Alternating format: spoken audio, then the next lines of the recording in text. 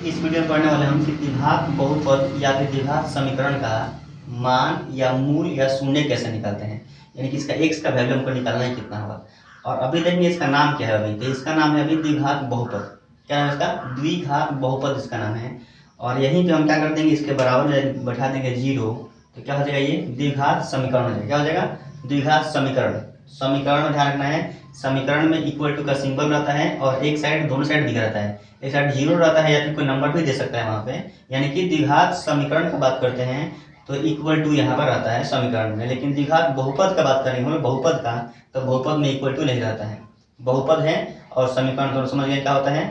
यदि यहाँ बराबर के बाद 0 या फिर बराबर नहीं रहेगा तो क्या बोलेंगे? द्विघात बहुपद बोलेंगे। और यहाँ 0 आया क्या बोलेंगे? द्विघात समीकरण बोलेंगे। द्विघात क्यों बोलेंगे? क्योंकि x का अधिकतम घात कितना दिया है? 2 दिया है, इसलिए इसका नाम क्या है? द्विघात है। और यहीं पे क्या आ जाएगा? 3 आ जाएगा घात में, तो क्या हो जाएगा? त्रिघात हो जाएगा। क्या हो जाएगा? त्रिघात। और घात में एक भी नहीं दिया, कुछ भी नहीं दिया है, तो बोलते हैं एक घात, या दूसरा नाम होता है रैखिक। क्या होता है? रैखिक बहुपद होते हैं। समझ गए होंगे। लेकिन हमारा काम क्या है? इसमें से x का मान निकालना है। और आपको कितना इसका मान निकलेगा? 2 निकलेगा। x का मान कितना आएगा? 2, क्योंकि द्विघात है। ऊपर कितना दिया है घात में? 2, x का मान 2 निकलेगा। यहाँ दिया रहता 3, तो x का मान 3 निकलता। अभी कितना निकलेगा? 2 निकलेगा। कंफर्म है आपको कि x का जो अधिकतम घात दिया होगा उतना ही इसका आंसर निकलता है। x का मान कितना निकलेगा? 2 निकलेगा। बनाने का तरीका क्या है इसका? कि हम क्या करते हैं, इसमें आगे वाला से और पीछे वाला से क्या करना है, हमको गुणा करना है। रफ करना है आपको, इसमें और इसमें गुणा करना है, मल्टीप्लाई करना है, तभी करेंगे हम। ठीक है, इस समय कैसे करना है? 36 से, तो आएगा 36 1 से स्क्वायर आ जाएगा। ठीक है, और इस चीज़ को हमको 2 पार्ट में तोड़ना पड़ता है। इस नंबर को 2 पार्ट में तोड़ना होता है। 2 पार्ट में तोड़ करके और देखिए कौन कौन नंबर आ रहा है। देखिए क्राइटेरिया है, आपको फुलफिल करना है कि अगर दोनों जो यहाँ पर नंबर लिखेंगे उन दोनों नंबर को यदि गुणा करेंगे तो फिर वही आना चाहिए। यानी यहाँ कुछ नंबर लिखेंगे, कुछ यहाँ नंबर लिखेंगे, दोनों में गुणा करने के बाद यही आना चाहिए। और फिर वही दोनों नंबर को यदि जोड़ते हैं तो ये बीच वाले के बराबर आना चाहिए। तो कौन सा नंबर होगा? तो हम इसका एलसीएम निकाल के फैक्टर करके निकाल लेते हैं, या फिर यहाँ आसान भी है। क्या हो जाएगा? यहाँ 6x और कितना आएगा? 6x, 6 6 कितना होगा? 36, x इसका स्क्वायर हो जाएगा। हो चुका है। और जोड़ेंगे अगर दोनों को, 6 6 कितना होगा? 12x, तो हमारा हो चुका है। ठीक है, तो यहाँ सही है। और यहाँ का लिखना पड़ेगा 6x और 6x लिखना पड़ेगा बगल में। इसको आगे वाले पोर्शन लिखना है x स्क्वायर प्लस, यहाँ लिखना पड़ेगा 6x प्लस में कितना? 6x प्लस में कितना? 36 बराबर कितना आएगा? 0। ठीक है, आप बोलेंगे 12 कहाँ चला गया? तो 12 के लिए क्या किए? 6 6 होता है, 12 तोड़ दिए इसको। अब यहाँ 4 पद मिल चुका है, 1 और 1 2 2 4 होता है। ठीक है, और यहाँ से कॉमन करना पड़ेगा हमको। क्या करना पड़ेगा? कॉमन इन दोनों में से कुछ कॉमन करेंगे हम लोग। तो यहाँ से कॉमन क्या कर सकते हैं? कॉमन मतलब होता है उभयनिष्ठ, यानी कि दोनों में सेम चीज़ क्या है उसको कॉमन बोलते हैं। तो यहाँ एक्स स्क्वायर यानी x 2 बार है, यहाँ x कितने बार है? 1 बार है।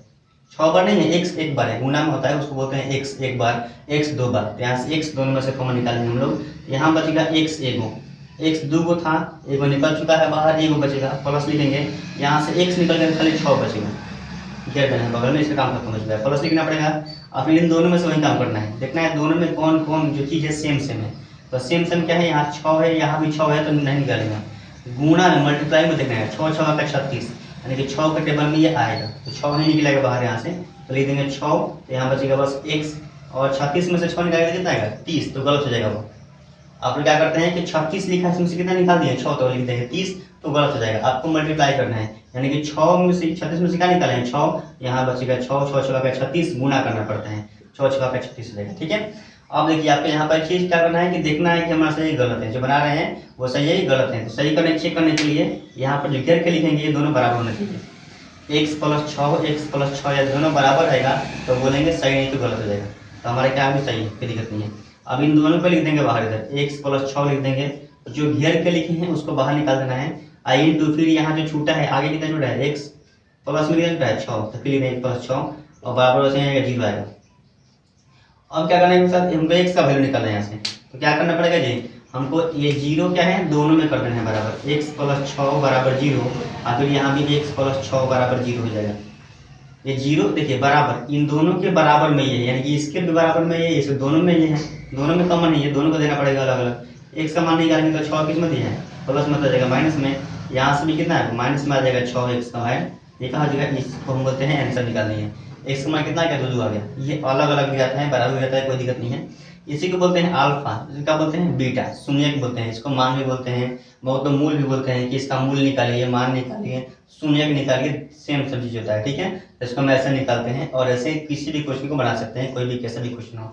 एक क्वेश्चन आपको देना है बनाने के लिए, उसको बना करके और इसका आंसर कमेंट करना है क्या होगा, ठीक है। चलिए क्वेश्चन आपको दे रहे हैं, यहाँ बोलेंगे x² प्लस में बोलेंगे 5x प्लस में बोलेंगे 6 बराबर 0। बिल्कुल आसान है, इसको बना कर बताना आपको कि बस इसका आंसर कितना आएगा, x का वैल्यू कितना आएगा, ठीक है।